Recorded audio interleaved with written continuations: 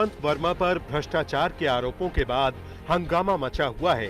हंगामा सिर्फ उन पर लगे आरोपों को लेकर ही नहीं है, बल्कि उनके ट्रांसफर वाली कार्रवाई को लेकर भी है।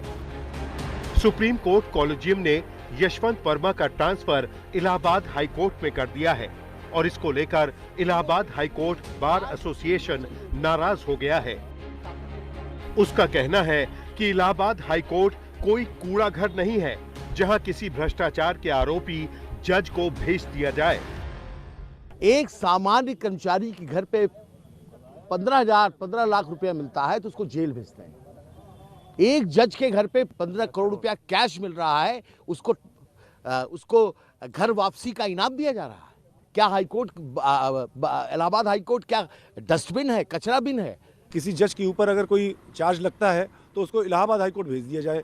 क्यों इलाहाबाद हाईकोर्ट भेज दिया जाए? क्या हम लोग का कोई वो नहीं है? हम लोग का अस्तित्व तो नहीं है? हमारी जुडिशरी यहाँ पर क्या निर्णय लेने के लिए जुडिशरी का स्वतंत्र होना आवश्यक नहीं है क्या? यहाँ पर एक भ्रष्टाचार का आरोप झेल रहे जज साहब को यहाँ भेज करके ये क्या साबित करना चाहते हैं? बार एसोसिएशन ने 24 मार्च को इस पर एक बैठक भी बुलवाई है, जिसमें इस मुद्दे पर कोई बड़ा फैसला लिया जा सकता है। सुप्रीम कोर्ट के कॉलेजियम ने इस मामले में शुरुआती जांच के आदेश दे दिए हैं और इसको लेकर दिल्ली हाई कोर्ट के चीफ जस्टिस से भी जवाब मांगा है।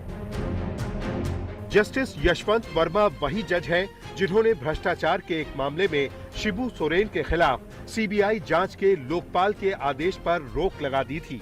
वर्ष 2018 में यूपी की एक शुगर मिल के खिलाफ भ्रष्टाचार की एक एफआईआर दर्ज हुई थी।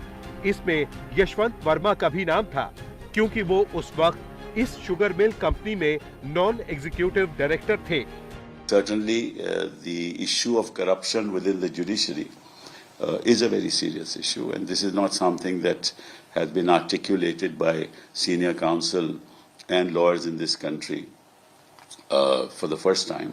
It's been going on for years, and public statements have been made.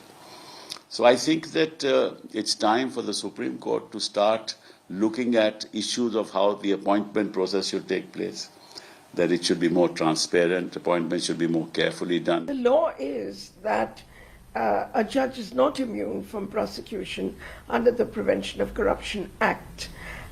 The only gateway is that you need the sanction of the Chief Justice of India. So, as far as I'm concerned, I don't wish to make a comment except to say that the law must be set in motion. Because the minute you get a recovery of quote-unquote large amounts, quote-unquote a pile of cash, what is a large amount? What is the pile of cash?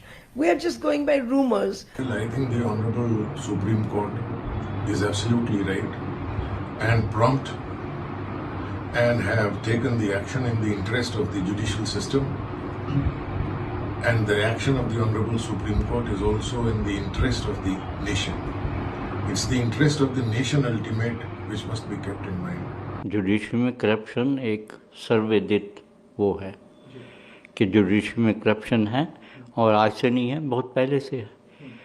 और हमारी judiciary के जो महामहिम हैं जिनको इसके ऊपर action लेना चाहिए उन्हें भी मालूम है, लेकिन इसको ठीक करने के लिए और करप्शन को दूर करने के लिए कोई ऐसा उपाय नहीं किया गया आज तक कि ये दूर हो सके। करप्शन बढ़ती जा रही है और आम आदमी को इसका फल भुगतना पड़ता है। आजकल तो लोग यहाँ तक कहते हैं कि बजाय in the court of Shri so and so, वो ये लिखना पसंद करेंगे in the shop of Shri so and so. अब सवाल ये उठ रहा है कि इतने गंभीर आरोप के बाद भी यशवंत वर्मा दिल्ली हाई कोर्ट के जज कैसे बन गए।